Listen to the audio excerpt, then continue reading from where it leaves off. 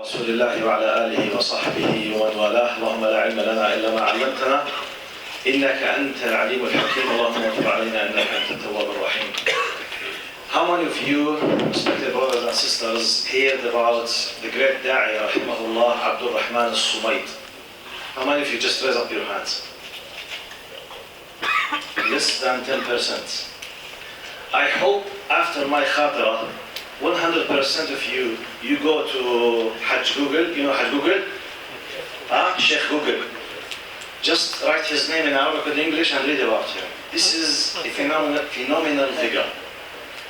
Sheikh Abdul Rahman al-Sumayd is a Kuwaiti doctor. He passed away, rahimahullah, just I think maybe two years ago or less. Lived above 70. He spent most of his life, if I'm not mistaken, about 50 years of his life in Africa. As a doctor, taking care of the people, giving medicine, giving them the treatments, and making da'wah as well. He saved the lives of hundreds of thousands of children. And he managed to collect millions and millions of dollars to feed millions of people for tens of years. To the best of my knowledge, that he was the main reason of converting to Islam just, guess how? 11 millions. 11 millions African brothers and sisters, they came to Islam because of him. For about, I think, 50 years.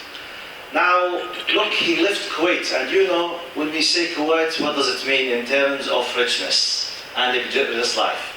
He left Kuwait, and he lived in many African countries, making da'wah and taking care of the people. I need you just to know this, to tell you the story about this person, because if I told you the story without knowing who's the person, basically will not have that value. And I urge you, please, when you have free time, go and read about him. And for those who know Arabic, which is maybe most of you, he has a lot of YouTube clips about his travels. One of the greatest stories I read about more than 10 years says, once while even though he was dedicated to da'wah, yet look what happened with him. He said once, I received an invitation from someone, said there's a village inside the jungles inside, they would love to hear about Islam. And they sent me, if you don't mind, please come with me, they would love to hear. Okay.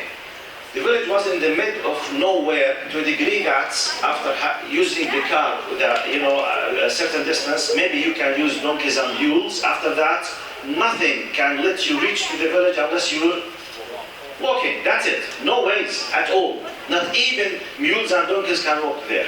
It's very difficult. And the road, part of the road is very dangerous. To a degree, he said, I was reading, he said, easily you can find a crocodile next to you. Easily, huge snake that can, squeeze you or kill you. Africa contains amazing things. He said after 4 hours of traveling, which was really very difficult, we reached the village. Then they were enthusiastic to listen to me. They said, okay, shall we gather the village? They said, wait, let me have just some rest. Okay, they gave me a place just to have just to lay my body for half an hour or something like that. Then they will gather the village.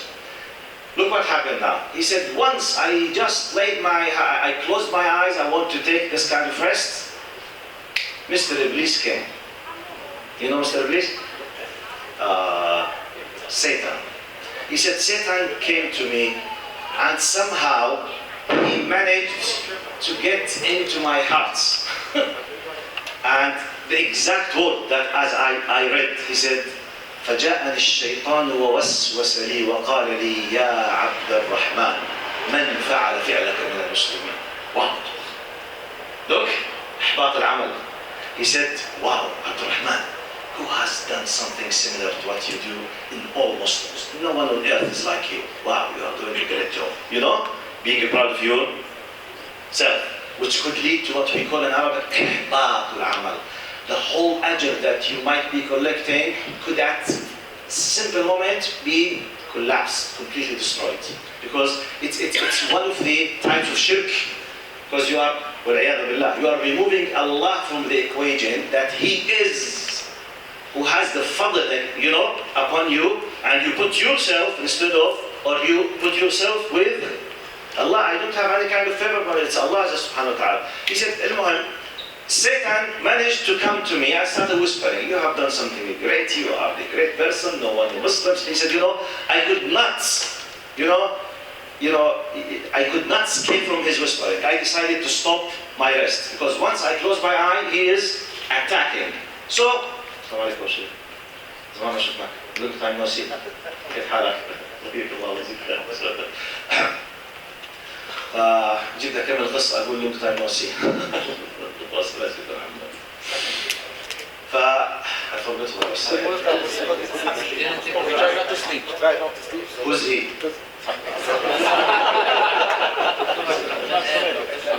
مين عبد الرحمن؟ You see, he said, I wanted to escape from the attack of Iblis against me. I just stopped my rest and I started having like a, walking, around the village till the time of gathering then comes. Here comes our focus point. He said, while I was just walking around a few tens of meters, I saw a number of young kids, very dirty, their smell, the insects and the flies around them, with very beautiful young girl, white girl with blonde hair around 20 years, playing with them, taking care of them, pulling the water from the well to them. And then I asked, who is this lady or this girl? They told me she is a Christian missionary from Switzerland who has been there in the village since 6 months. In that area, okay? So no electricity, no clean water, nothing at all, no lectures, nothing at all that you can ever imagine from what we are enjoying. 6 months. Then at that moment, he was looking at himself, how shaitan, hear my point. He was blaming himself how the shaitan managed to leak into his heart in some kind from weakness point just by efforts of 4 hours of walking and delivering a speech and coming back to his, place of, staying, while, subhanallah, someone else and the story is finished. Now my comments on that. Do you think that 20 years old lady from Switzerland came to Africa because of poverty in Switzerland?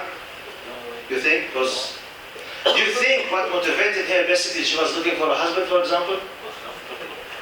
Do you think that what motivated her, she was not able to have a luxurious life in Switzerland, and therefore definitely at that village she will find it?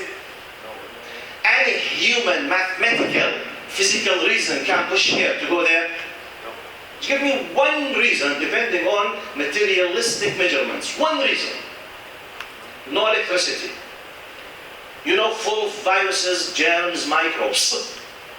No clean water, no ACs, no houses, nothing at all. What motivated here is just faith.